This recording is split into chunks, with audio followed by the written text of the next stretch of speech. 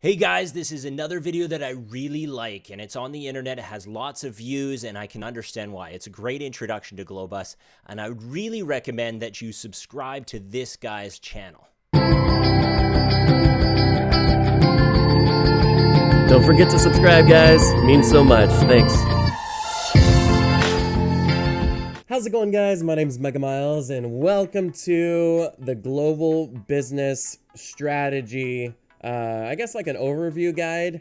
I've been getting more emails about this specific version of the business strategy game, and I'm sorry I neglected you for so long. I'm here. Your grade might be safe. Maybe. So the purpose of this video is just to go over like each different panel and kind of give you like what's what, and I'm kind of gonna leave out like strategy. So hopefully watching this video lets you not stare at the screen like I did and you're like, holy crap. But if you have any other questions, need more help, I'm leaving my email in the description and the comments. So just reach out to me. Take me like a few hours to reply. Sometimes I sleep and stuff. So yeah, hopefully this helps you guys out. Let's go. Mega Miles also has a Venmo site and a Patreon site. Throw a couple bucks his way. Like and subscribe his channel, not necessarily this channel. And my role here is to give you little bits of strategy as each page progresses in this introduction.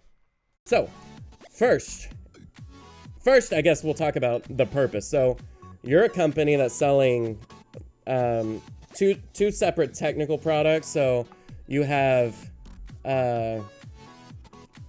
an action capture camera and a UAV drone. So pretty sure they go together. Like you attach the camera onto the drone and you fly around and take pictures of bushes and trees and people that are in the park where you're, I don't know. So yeah, that's what you're doing. So on the first page of product design, you have a whole bunch of different, it's broken up into two sides. And by the way, if I repeat stuff your professor said, I'm sorry. Someone else's professor might not have said it. So yeah, and vice versa. So yeah, don't get mad. All right, so the first screen is product design, and you'll see we're designing our camera and our drone. Now, for me, what worked might not necessarily work for you because you're competing against different teams, individuals, so they have different strategies, so you have to adjust. But you can see obviously that you have your image sensor size, LCD display, image quality, etc., etc. Same over here, built-in camera, blah, blah, blah, blah, blah. And pretty much don't go crazy and do the best of the best of the best because it'll just be too expensive. Yeah, the quality will be higher and the demand will be larger, but you're probably not gonna make any money. So make sure you're monitoring down here your projections for the upcoming year. And keep in mind, like, don't get scared. These projections are because we haven't adjusted anything. So we can, play around. Let's say we want to go to a 9mm lens. We can look down at the projected performance and see, okay, well, that kind of brings our net profit down. But technically, it'll bring demand up. But that's like a more strategic logic. So my recommendation for this page, play around like slowly, progressively, go, a couple variables in one direction, max for a decision, and just see what direction it's bringing your net profit and your net revenue. So the strategy behind the product design page is you've got all those different decisions up top. You're going to change those, hold PQ constant, and then you're going to try and get the total camera production assembly cost as low as possible. So you can do a whole bunch of different types of decisions, different combinations of decisions in the decisions above. Hold that PQ constant, and then have the total cost in between. And this is all in between rounds. So you can definitely do this and test for which way to get that, say, 4.4 PQ like he's got to the lowest cost. So, continuing onward, is the next page, AC camera marketing. So I guess like one of the important things to look at, obviously, is down here, the profit margin, operating profit. So in comparison to the BSG, the operating profit of producing drones and cameras are much higher. So your target healthy profit margin, you want to be between 30 and 40%. I mean, you could, produce really cheap products and have a much higher percentage, but you want to look at your market share. You see how our demand's going up progressively, our market share is going up. That's important, but you want to make sure you're not overspending on your marketing expenses, which are advertising budget right here. So you don't want to like go bonkers crazy here. Also, very important is the price that you're offering your products at. So one good thing, yes, you monitor your profit margins. So the way to do the marketing page is you pick a market share that you're going to target to maybe have a little bit of an increase in market share.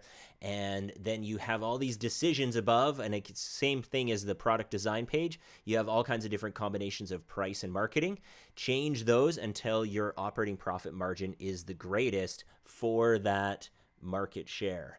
Keep that market share constant, change what's above, and try and get the highest profit per unit. But also come down to your competitive efforts. So you just compare to the other companies as far as their price points and the quality of product that they're producing. So you don't want to price yourself out the market, but you also don't want to be like undercutting your profits, if that makes sense. So I'm listening to some badass music, by the way. Sorry. So if you see me like going like this, probably not hearing the same music I am. I just don't want to look weird, okay? So anyway, next page, pretty much the exact same thing, the drone marketing. So really similar layout. You can compare. I think the only difference is a sales promotion. Yeah, pretty much. Oh, well, discount offered to third-party online retailers. So this goes hand in hand. The discounts offered to third-party people helps drive demand, but it cuts your profit margins. So if we, put it at 14%, it really drops our net profit and stuff like that. So you really have to play around with the variables in that regard. Your price is up here. Once again, you have your product display budget, which is on the website, and then you have your retailer support budget here, which I assume is like the displays inside the retailers, or education, sales, promotions, and stuff like that. Whatever you want to say. It could be buying the retailers a cake. If you want to think it's that, think it's that. Just pay attention to how much you're spending and how it affects your profit margins. So search engine advertising, I feel like that one's pretty important because it really helps drive the demand without really cutting into the margins too much. Warranty, I feel like let's say we drop it down to 90 days. It only drops us down at the bottom, the operating profit, 2%. So, but what does it change? That's the question you have to ask. What's our demand if we do that? What's the difference? 77 to 84. So there is a significant difference in demand and units sold, which would reflect the same in our profit. I love it how he goes to the competitive intelligence report just before he does the marketing page. He wants to check on what the competition is doing and where his price point and his marketing is compared to everybody else. And then he does the actual decision. Next page, okay? Hopefully you're keeping up with me. I know I speak in incomplete sentences. So this is, once again, like a split screen. You have your AC cameras on the left, your drones on the right. And this is more the workforce compensation screen and your facilities. Okay, so there's some kind of weird things here that we'll discuss. But first, it's base wage, quality incentive, attendance bonus. Why would you? Hey, if you don't show up, your ass is getting fired as far as I'm concerned. So let's put that at 50. No, I'm just kidding.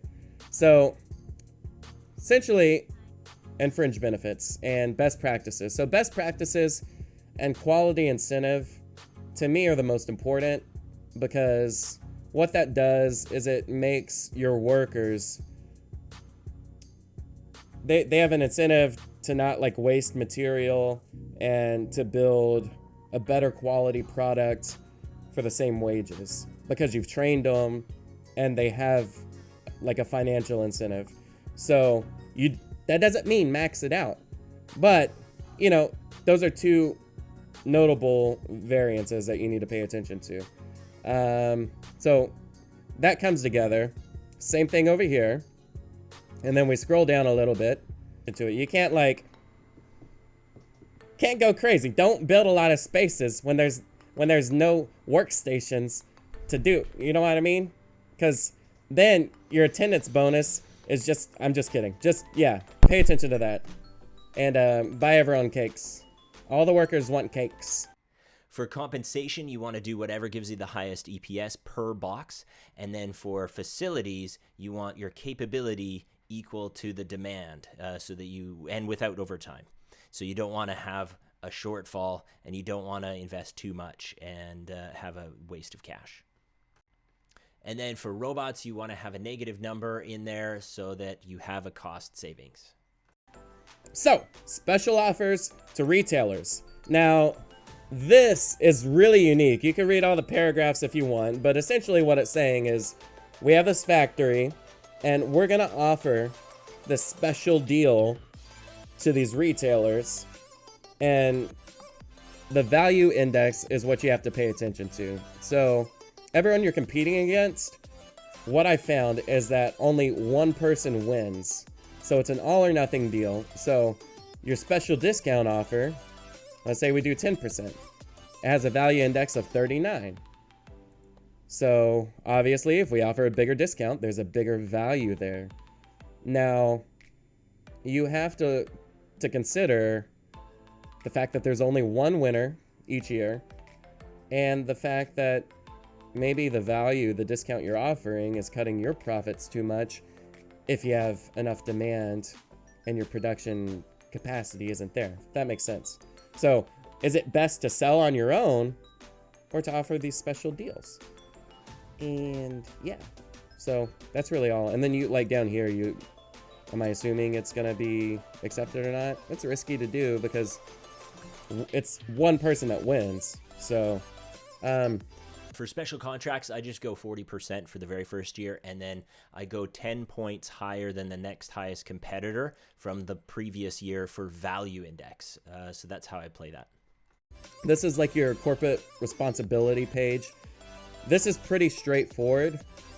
Your company image, your image rating is important. So, but don't go crazy.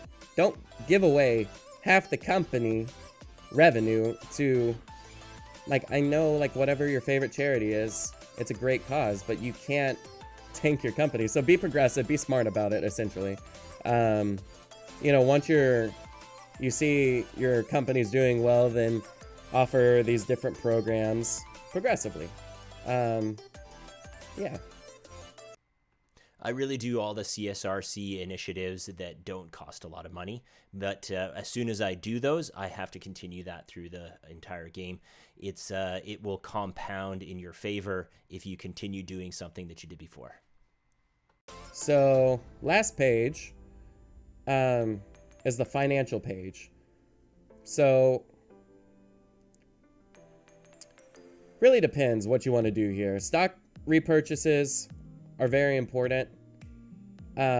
Dividends, I do generally like later on when you've grown the company enough. But if you have a whole bunch of cash flow, you can do that. Generally, you want to make sure whatever inputs are here, like if you take out loans, make sure it doesn't impact your credit rating too negatively, because that's bad, obviously.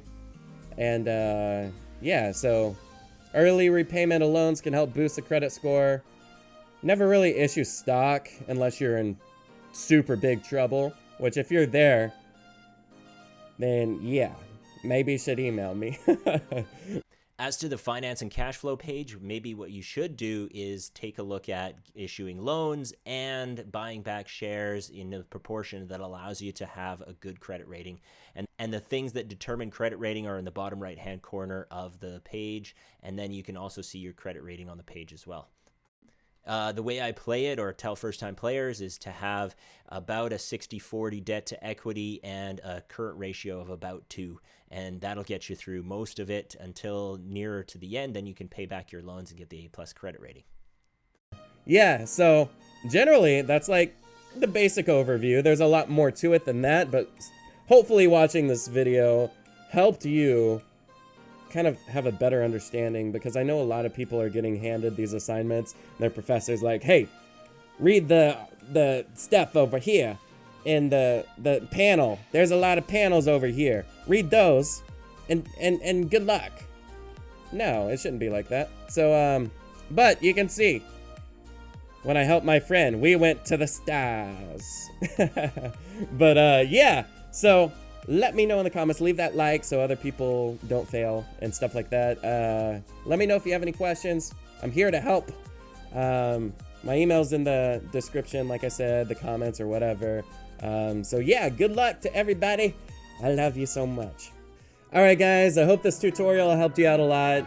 It's the basic overview. So that way you're not overwhelmed when you first start this stuff. So yeah, if this video was helpful, leave that like, comment, share. Most importantly, subscribe to the channel. It helps me out a lot. And once again, let me know if you have any questions. I'm here to help. Email's in the description and all that jazz. Yeah, so either way, I will see you guys in the next one. So here's a link to his channel. Go there.